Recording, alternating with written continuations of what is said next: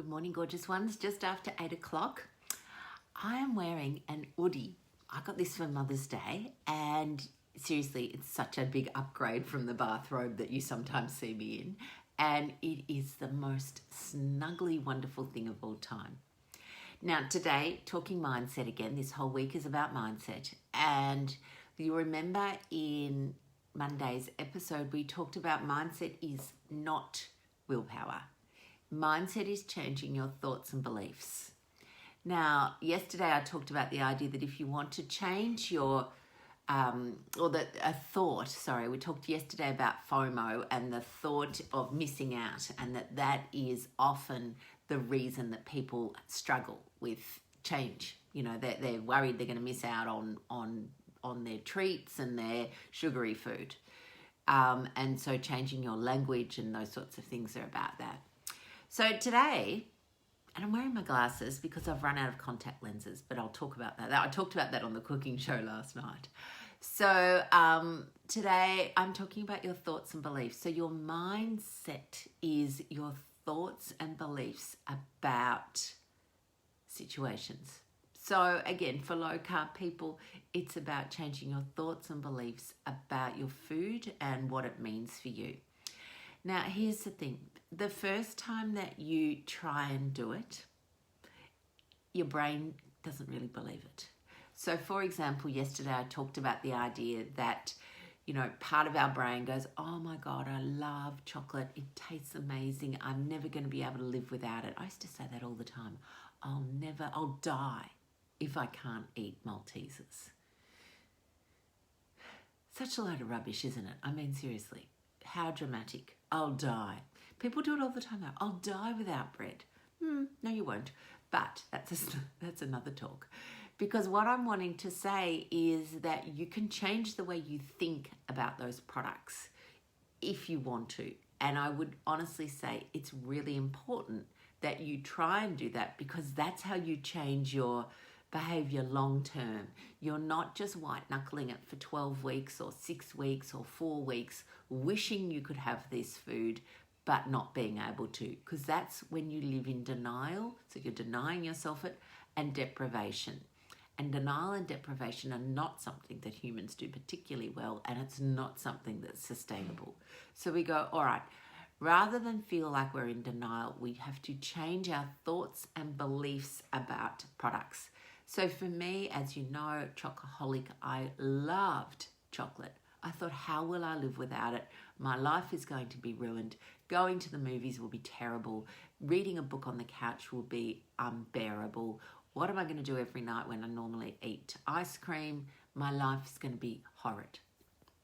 So what I ended up doing was changing the thoughts about those foods. And as you know, I now look at those foods as foods that are so toxic for our bodies, which they are, because they contain often enormous amounts of sugar and enormous amounts of seed oil and processed carbs and additives and all those things. And so I've been able to change my thoughts on those foods. They're not yummy. They are food that is very, very terrible for my body. Now, the first time you try and do it, your brain goes, yeah, whatever. Okay, I'll do that. Yeah, if you say so.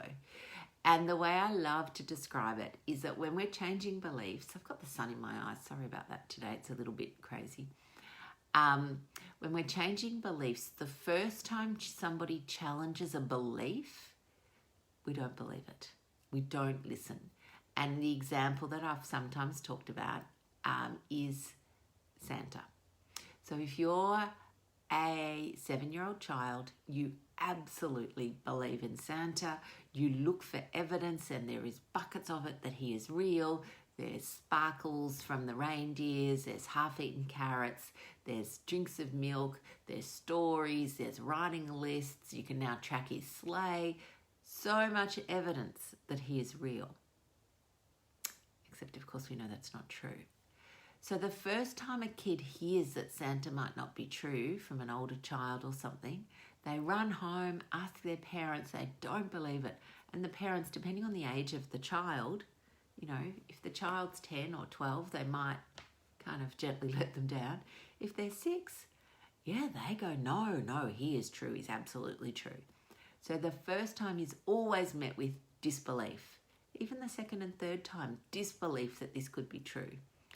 And then over time, the child starts to accept that that Santa may not exist, that what they believed is not real and it's not true.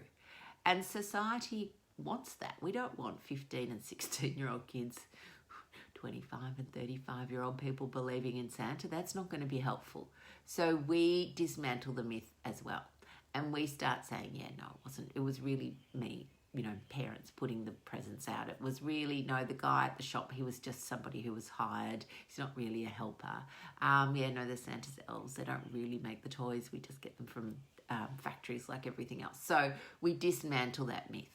But the thing about food and chocolate and lollies and chips and whatever the beliefs are that you have, nobody's dismantling them. Because in fact, remember, companies want to sell you their product. So they will never dismantle it. They keep sending messages, reinforcing it. So nobody is going to dismantle this myth for you except you and me, because I'm madly keen on dismantling these myths. And so when you actually spend a lot of time changing your belief that this food is amazing,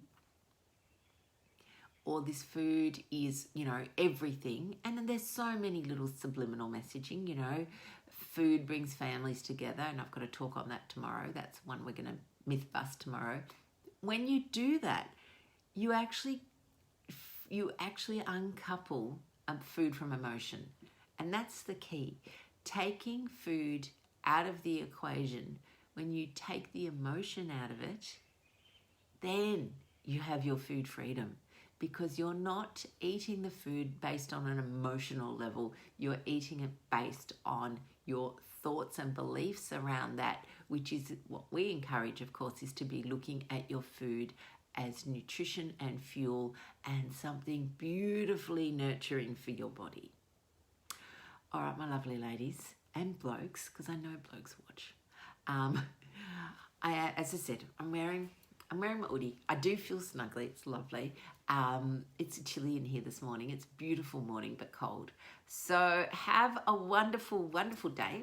Tomorrow I am talking about some more, belief systems that we will unpack. And remember, this is my favorite word. Mindset is not willpower. Okay, just keep that. People go, I need more willpower. It's not. It's changing your mindset. Lovelies, have a wonderful day. See you soon.